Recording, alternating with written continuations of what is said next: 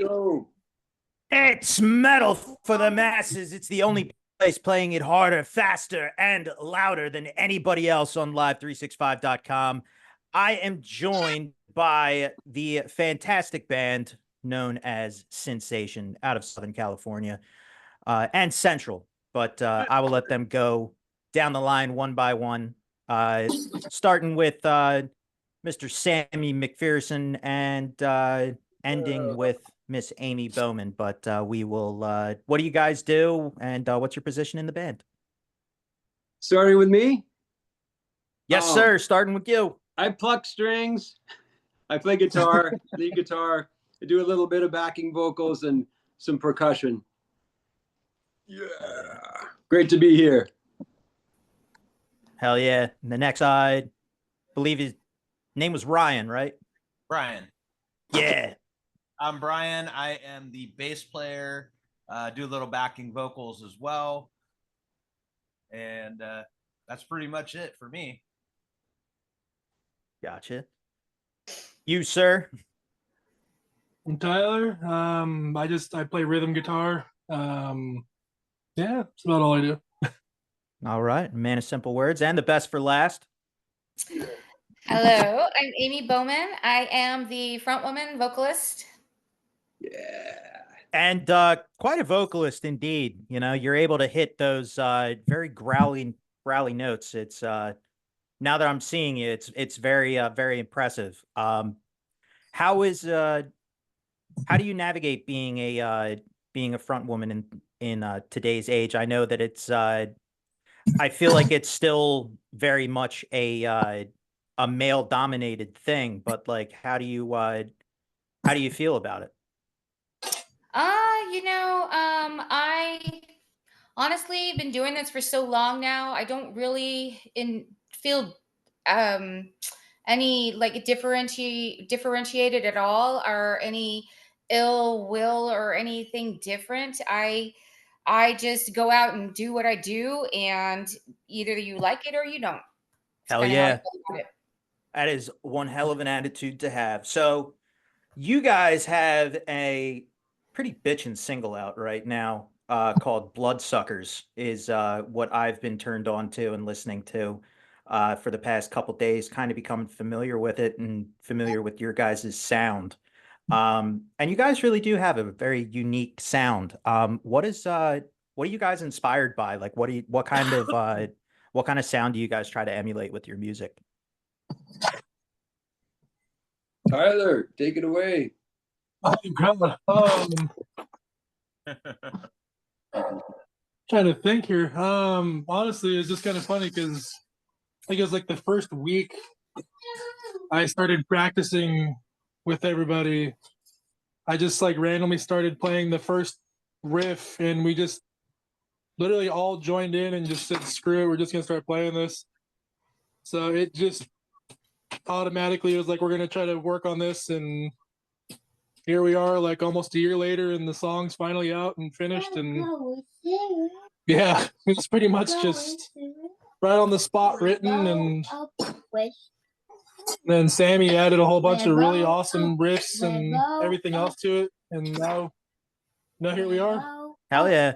And looking at Mr. Sammy over here with his vampire fangs and the blood coming out of his mouth a little bit, I really want to ask you guys, are you guys a big fan of like the horror punk genre, like the Misfits, anything like that? Oh yeah, definitely, Hell yeah. absolutely. Misfits are amazing. Yeah, I mean everything. There's a big scene in LA that's really cool, and it's a lot of fun. I just love it all, and yeah, the horror movies, the old school ones, the newer ones. It's all we love it all. Gotcha. Right. So going in and writing this song, did you guys all have like kind of like an equal writing process, or like how Tyler was saying, you guys just all kind of like jumped in and kind of, it seems like you guys pretty much just banged it out, and a year later it was born, like going back a year, Tyler kind of gave us the condensed version. Do you guys have kind of like a longer version of Bloodsuckers? Yeah, Well, I mean, let me explain that. okay, yeah, I guess I'll explain that. Yeah, I mean, it was a process for sure. You know, I mean, we, like Tyler said, we just came up with a lot of it in the studio, um, and then we wrote it. But then at that time, we actually didn't have someone to sing it, and so we had Morena come in, and she had some time on her hands. She was able to come in and do a featuring on the track, and then we recorded and did the video. And the cool thing is, like, Amy was coming into the band, and like, so she was able to be in the video, and then now she's made the song her own. Like, it's ridiculous when you guys see it live. You're gonna it's gnarly. It's one up for sure. And then Brian coming in and just it's incredible. Like, I gotta say, just like a quick thing about the whole band now. It's like it's a total evolution. Like, everybody is so talented. This lineup is the best it's ever been, and I'm just so proud of us all, and just really stoked because everybody puts their A game in every aspect of this band. So That's yeah. awesome to have. Just like, you know,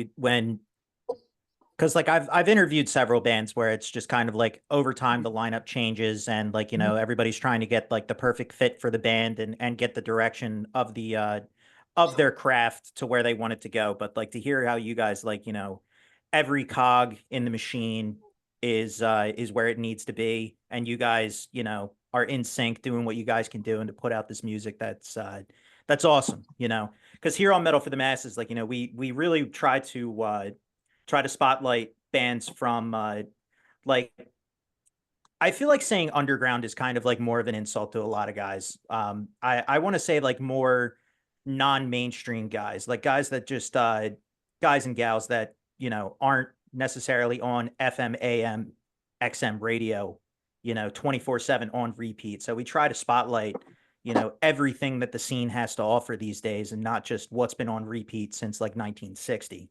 Um, and you know, hearing your guys' music, like, you know, I definitely hear how in sync you guys all are, and it's pretty bitchin', you know. I really gotta say. And I've, you know, I'm a big fan of like old school horror kind of stuff. So when I saw the title of the track, Bloodsuckers, and I see the art of the track and everything like that, it hits that, like, oh man, I'm gonna love this kind of stuff, you know. So, and speaking of you guys doing stuff live, how's that experience been for you guys? Have you guys gotten you know, a lot of praise? Has it been kind of 50-50?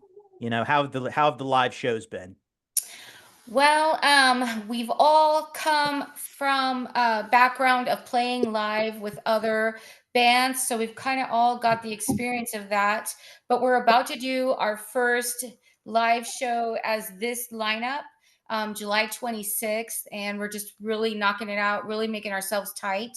I'm really excited, as we all are. Anticipation. It's like 2 weeks away right now, and I'm already starting to get my nerves as front woman. So, you know, I'm really excited to put ourselves out there and see how it goes over. So, but we're coming with that background, so I just know it's going to do well. Hell yeah. Yeah, and on Wow. that note, like, you know, we have also, like, you were talking about the underground scene and stuff, and you know, our label Soda Records, like, Brian knows this more, probably a lot better than me. Like, there's a lot of bands on there that are up and coming and doing really well, and we're you know, vibing with them and hanging with them a lot, and talking to them online, and really like getting influenced by them all too. Like, that's a killer scene. Brian knows better than me. Like, a lot of the bands like Die Tired, and Yeah. there's a yeah. Go ahead, Brian. So yeah, there's a lot of bands on our label, and I'm new to this band, but my previous band was also on Soda Records, but I just came in within the last month, and so really spent a lot of time just trying to get ready for the show. But in general, just the scene in our area, or my particular area, which is San Luis Obispo, um, you're seeing a lot of young up and coming bands come in. And also the promoters in this area are really starting to bring in a lot of the lesser known kind of touring acts. So we're getting a lot of variation here, a lot of different stuff. You know, there's always LA as well. But I really, really kind of enjoy the small club, that intense scene. You know, big arena shows are great, you know, and they have their place. But really, for me, I'm excited to get back out there. My last show was with my previous band. That was probably about 2 or 3 months ago. So I'm excited to get back out on stage and get in front of a crowd. And excited to see what the response is gonna be with this band and the lineup that we have. So that's really where I'm at moving forward in terms of you know, the scene and crowd response and stuff like that. I mean, my last show was in front of 250 people in a large venue.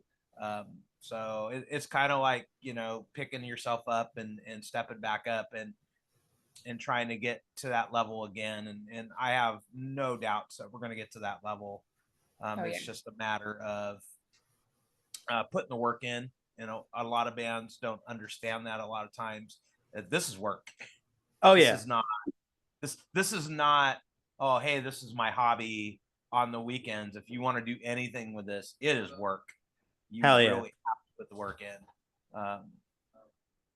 Yeah, that's definitely something that I try to stress to a lot of, like, you know, a lot of the acts that I talk to, like, you know, in my local scene. Like a lot of like the younger guys, they want it, they want everything right now. And it's like you gotta like kind of explain to like just anyone, not just in the music scene, any profession. It's just like, you know, you gotta put in the work if you want anything to come of what you're doing. You know, you got to be willing to, you know, go through the ups and downs. But hearing what you're saying, man, that because one of the things that I've always been harping on my show is, you know, labels and promoters and all of these other places, you know, giving these younger bands, and not even younger bands, but just these smaller bands a chance. You know, it's it's very much like trying to get the next generation going, because, you know, as we all know, all of our favorite guys that we grew up with and gals that we grew up with, you know, they're getting old, they're retiring, and if we don't have anybody to fill those shoes, then the scene just dies, and nobody wants the scene to die. It just seems to be that it took a little bit longer than expected for the powers that be, you know, I say that as like, you know, the labels and the promoters to kind of catch wind of that, and to start giving all of these bands a chance. And that's awesome to hear that you guys are seeing a lot of that on your end in California.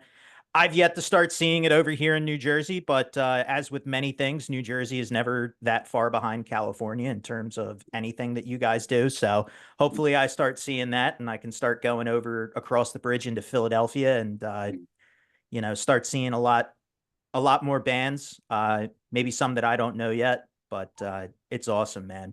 And where you guys are at right now, like I know Josh and everybody else over at Soda Records and Metal Incorporated, and them. Right. I've been very friendly with them for a very long time. Ever since I started my podcast here, I first got in contact with Josh when Metal Incorporated was kind of just like a fledgling thing, and we kind of just collabed and helped each other out and had each other's backs. And then he got with Sam and started Soda Records, and it's been really cool. I've been loving what they've been doing.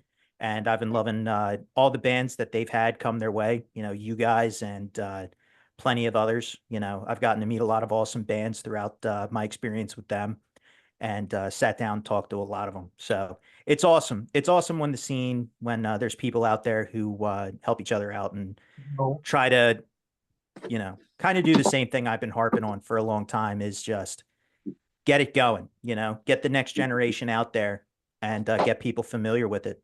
So it's to expand, That's right. to expand on what you're saying. One thing that I've kind of, the reason that, you know, we're kind of seeing the the older artists kind of, yeah, they're riding off into the sunset, but there was nobody right away. Is kind of the modern thing with the major labels, and I'm not, trying to talk negative on the major labels or anything like that, but really, and You can if you want. I'm not going to stop you. A lot of the major bands and the major labels is the biggest reason why you haven't seen that third generation come up is kind of the nature of the way the business is now. Is some of it's very predatory. Where were these bands? In the 80s, you had bands helping each other out. Oh, I'm going to take you guys on tour. You guys are killer. And then towards the 2000s, you really stopped seeing that happen. Now it's like, hey, you're kind of a cool band. You want to come on tour with us? Cool. Fork over $5,000. Yeah. And tour buy-ons and things like that. And that's unfortunate because really this scene doesn't grow unless we collaborate and work together. So it's almost behooves you to do your own thing. But a lot of people, don't understand that, and it's a dirty word, but you have to treat yourself like a business. Yeah. And people do not understand that concept of, but this is what you love. Why are you going to treat it like a business? Well, because you have to market yourself. If you want to go anywhere, you have to have a market for your music. You have to be open to new styles and not necessarily change who you are, but you have to be open to new things. You have to be, what is my market? Who does my music appeal to? How do I promote myself? What is the image that we're promoting? What kind of things do I need to do to perpetuate that image? How much do I need to put into my advertising?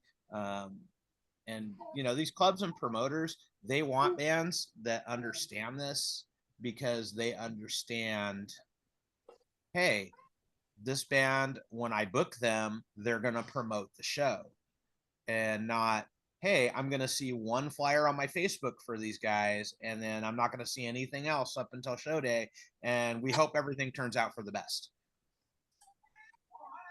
That's how it works. That's another reason why I love this band, man. Just what he just said, Brian just said. Oh yeah. I've just been leading up to the show. I've just been catching you guys on Instagram and social media. You guys kind of, you hit it on the head. You guys are very active, and you're always promoting everything you guys are doing or anything you guys are involved with or anything that's coming up. That's kind of how you got to be. You can't just, hey, here's, like you said, hey, here's the one flyer, and my work here is done, and hopefully people show up, because in the modern age, you can't do that. You got to be in front of people's faces 24/7, or else they forget you in 5 seconds. And it's unfortunate, but that's just the way it is. People's attention spans are very short. 30 seconds. 30 seconds. Mm-hmm. Yeah. Very true. So Yeah. we're here to talk about this single. We've talked a little bit about it. What made you guys go kind of like the Hollywood Vampires kind of route with the track? I'm getting very like, from the artwork, just from the name of it, from the vibe of the song. What is Bloodsuckers trying to convey to us here? Should I take this one, Amy? Sure. Okay, and then maybe you can expand on it for sure. I guess for me, I growing up in Southern California, I love Hollywood. I love LA. I lived there for a number of years, and I just since I was a kid, I just loved the whole vibe, the whole Hollywood vibe, and everything. And then actually, I kind of went down there and some people go there. There's a dark side to it all. That some people go to Hollywood expecting all the glamour and glitz, and they kind of get chewed up and spit out. And it kind of happened to me a little bit. And so that's where the whole sensation, like somebody that, you know, expects, you know, to be the next sensation, you know, but they actually commit these sins or whatever, and then end up getting kind of chewed up and spit out. But the good thing about it is, like, you can come around and make everything better in the end, and become this, you know, this vampire and this killer band that you know, that rocks the world. But yeah, I mean, I think the whole Bloodsuckers thing also is like, you know, everybody knows someone that's going to be out to get them. There's the crooked lawyers. It's not only about, you know, vampires. It's about people, about humans that are really shitty. Yeah, you know? just draining And it out. everybody has those people. There's energy vampires. There's creeps. There's the whole gamut. So Yeah. Gotcha. Yeah, and I think that the best line in the song, under the Hollywood sign, they rule the night, then they go back underground. I mean, that explains LA like to a T, because that's kind of when, if you start really getting into the realm of the glitz and the glamour, it's kind of, they suck you in a little bit, a little at a time, and then all of a sudden you're hanging out with P Diddy. I'm sorry, but you are, and you're stuck. You're like, I don't know, how did I get here? And it's happened. Honestly, it's happened to me. Well, not P Diddy, but it's happened. Okay, I was gonna have to some me. questions. I was like, what's that? not What's P. this, a scam trial? Like, you seem to know the inside scoop here. Well, not, you know, but you know, I got caught up in that style, and I got caught up in what the heck, and I had to back out and go, whoo, that was a lot. So it's about that too as well. I'm glad you mentioned energy vampires, because that's what it feels like to me as well. It's the energy vampire that, you know, can suck that energy out of a person as well. So I like that. That is a very interesting line, you know, under the Hollywood sign and all that. That is very eye-opening right there. And it's I don't live in obviously I don't live in California. I'm here in southern New Jersey, you know, the number one hotspot of the world. But I've never been to California. I just know from like what I hear from other, you know, people in the scene, from people that have been there and all this kind of stuff. And it is kind of like, it is like the same story. Like whenever they talk about LA, it's very much just like, you go, it's wild, and you just got to hope that you don't get wrapped up in the craziness that goes on there, because you can just get, you know, you kind of just get the blinders on, and then you just wake up, and then, like you said, all of a sudden it's like, now I'm here with P. Diddy. But Yeah. the bloodsuckers are all around, you know. It's wild. It's wild that you know, that can be, unfortunately, the culture if you let it be that way. But it's good to I guess, you know, kind of the moral of that. It's good to I guess be aware and know that can happen and not get sucked into it. So exactly. Yeah. Be aware and don't let them in your life. If you see them, get them, you know, push get them that away. wooden stake ready. That's right. So what's next for you guys, man? Like what's up on the horizon? What are you guys working on? What's the next thing for Sensation? Well, we have a few songs in the works after our first show. We want to move forward as always with new songs. We've been mass texting each other back and forth, new ideas always coming at each other. So yeah, just moving forward with new stuff, and hopefully everyone will enjoy it as much as we're about to. And that's what we are about. Yeah. Yeah, definitely. I mean, I was just so stoked. Like Brian just sent a couple tracks in the group text of like some ideas he's coming up with, and I'm just blown away. And everybody, it gives me chills. It's like everybody is just putting in so much to this band. It's the best it's ever been, and I'm just so stoked to be a part of it.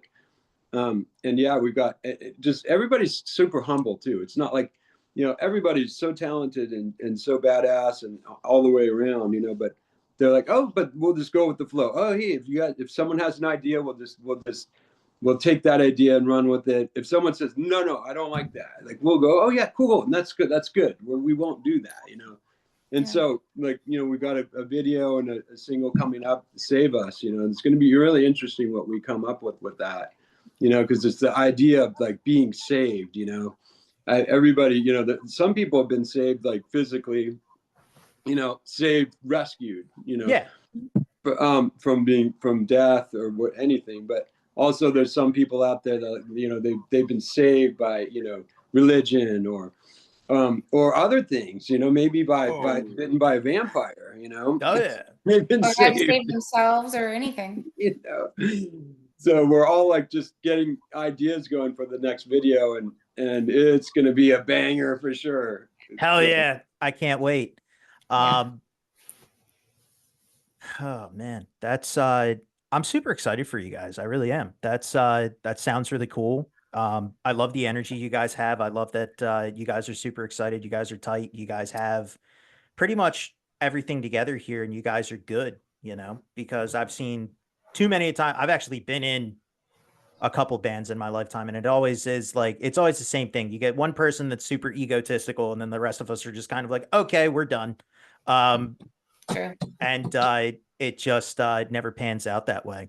But I'm glad. It always makes me happy when I, you know, get to hear bands that are like, everybody's great, everybody knows what to do, we're all on one page, we're all ready to get it moving. You know, it makes me happy. It really does. No. Any chance I can see you guys over on this side of the United States anytime soon?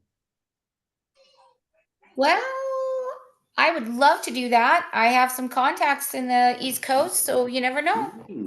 Oh, I that like would be it. great. I would love that. That would be amazing. Yeah, I mean, even like, you know, Soda Records is up in Canada, so maybe we can meet halfway, and Hell yeah. that'd be amazing. I'll meet Are there some good venues out there? Philadelphia's got some good venues. I don't know of many down here in South Jersey. Mainly everything's up in north, like mid to North Jersey, but Philadelphia's got some nice venues. You got the Kung Fu Necktie, you got the Electric Factory, you got dude, Kung Fu Necktie is hilarious. That's So the best name I'm ever. sure you guys have plenty of venues like this, but it's like, so it's off Main Street, like if you think like the main strip in LA, think of like a shittier version of it. But it's off the main street. You go into a dark, really creepy alleyway, and you make another left, and the door to the venue is right there. Nothing is marked. You just know it. You just know where it is based on like your GPS. And it's like, there'll be somebody outside selling tickets, or somebody outside, like, you know, scanning tickets, whatever. And inside it's just like a small standing, you know, very dark standing room only, and a bar. And it's like, here it is. This is the Kung Fu Necktie. It is hilarious because you go, you see great shows, but you really kind of, I'm like, am I in the right spot? Did I get sold, you know, some magic fairy dust? Am I about to get jumped? Like, it's not a place you would park your car. Let's just put it that way. Great venue. The people are always great. You know, I've seen amazing live shows there. Same with the Electric Factory. You also have the Fillmore and the Foundry. It's awesome. But yeah, you got plenty of great venues over in Philly. That actually sounds fun. Yeah, It is. Really It really does. It is very fun. They're not very glitzy or glamoury. It's very much just it's kind of the vibe over on this side. It's very much just, here it is. Here's the stage. Here's the place. And pretty much the acts the music does the talking. It's kind of not the stage per se. It's kind of just who's playing and what's the vibe. Nice. You know, That's it's great. really nice. That sounds so killer. You got to come out to LA sometime too, because like I think you would be so encouraged. Like, there's a lot of killer young bands and old. Like, there's the whole gamut.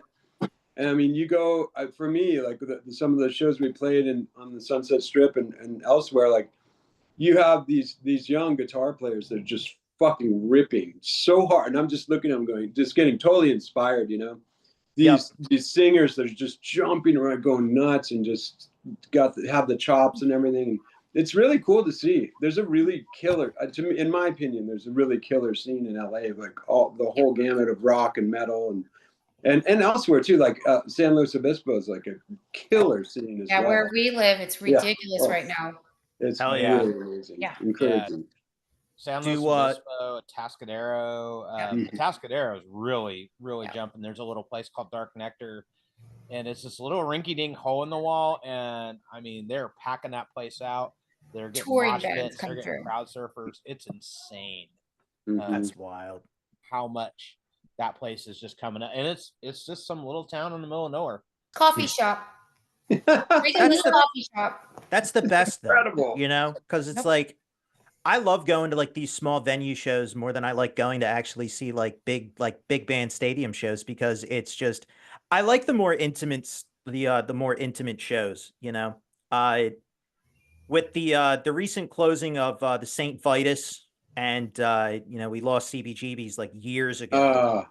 But with a lot of like the closings of like a lot of these like smaller venues, and like the pricing of like tickets to go see these stadium shows, and you're paying like $300, $400, $500 for like nosebleeds. It can be a little bit disheartening, which is why I'm always telling people like, hey, like no matter who it is, like just go support like your local venue, because if you don't, they end up closed. Like I'm just at the point, look, if the St. Vitus could get shut down, and anybody can get shut down. So it's like, y'all just need to go, you know, dish out the, what is it, like $25 to go see who's playing on any given night and have a good time, man. It's not even that. I mean, I think our show is like $10 to go. Yeah. So at San Luis Obispo. Even like better. $10 door charge. Even better. I mean, 5 bands, $10. And there's like, I mean, what, 6 bands on the bill? Yeah. 6 bands, Hell's 10 5 or bucks. 6 bands. Oh, gnarly bands too. Yeah. Shit. Hell yeah. Yeah, Severed One. Oh my God, they're gnarly. And Pentecostic. Oof. Yeah. Yeah. Yeah. Amazing. And like you're saying, I definitely need to get out that way, because like I know of so many bands that are out that way that I want to see. I mean, like I know I don't know if they're still around, but I know of a band called The Shrine that was out of Venice Beach. I know there's a band out in LA. I've sat down with their frontman in the past, Jeff Valdano of the band Living Darkness. Yes. I love those Oh my guys. God. Yes. Dude. Phenomenal. Those guys are incredible. Oh my God. Phenomenal. I'm so glad you said that. Yep. That's who I was, one of the people I was talking about, the shredding guitar players. Those guys are ridiculous. When they released their album The Bishop, and they had the song Angela Rose, I was like, this is outstanding. Like the sheer shred of that track, once it hits, you know, the peak, I'm sitting here, my mind is just blown. I'm like, this is insane. Like, I need to see these guys live. You have to see them live. We played with them a few times, and they're just as good live. They are mind blowing. They were one of the bands that really inspired me. I'm like, oh my God, this is what it's, you know, this is what it should be like, you know. Yep. That's awesome, man. I'm glad to hear that.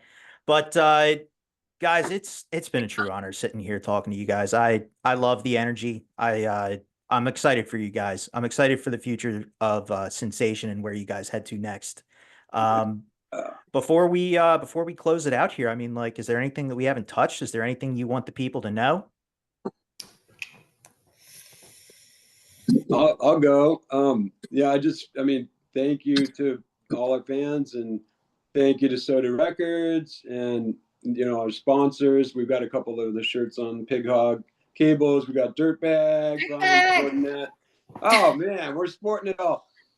Artificial guitars, Skull Strings, Sophia Tremolos, Coffin cases. Yes, Coffin Cases, Poison Valley Scareware. They're a big sponsor of ours. So yeah, just thanks to everybody, and we just can't wait for the next single. It's going to be badass with the killer new lineup. We're playing our show on the 26th, right, guys? Yep. Right. Yeah. Right. Thank you, Metal to the Masses, man. You rock, John. Fuck yeah. Before we much. leave, I want to give the final ultimate last word to Tyler. Because I feel like he hasn't said much this entire interview. So I'm gonna call him out and I'm gonna put him on the He's a spot. quiet dude, man. It's fine. Tyler, what do you got to say to the people out here before we close it out? Oh man. Well, definitely, thanks to everybody for keeping us afloat, basically, listening to our music. We hope everyone's gonna come out and enjoy our shows that are coming up. We're gonna have probably a good collab possibly soon. Hopefully with the band For Those Who Suffer. I joined them a month ago, so we're on talks of doing a collab with them eventually, getting more shows with them, so it'll be more heavy hardcore shows we'll be playing in some bigger venues. So we'll be having a pretty busy year, so it'll be pretty fun. Fuck yeah. I can't wait to hear what you guys come out with next. I'm going to be spinning a lot of your guys' stuff here on Metal for the Masses, but for the most part, I mean, we're going to be playing the shit out of Bloodsuckers. And this interview is going to air, what is today? Today, of the time of this recording, it is the 12th. This interview, if you're listening to it, you will be listening to this interview on Wednesday, the 16th of July, in the year of our Lord 2025. So, Sensation, it's been wonderful. Oh, Thank you for sitting down with Metal for the Thank you Masses. so much. what a pleasure, Metal for the Masses, you. John. These things are always fun, man. Hell yeah. Woo!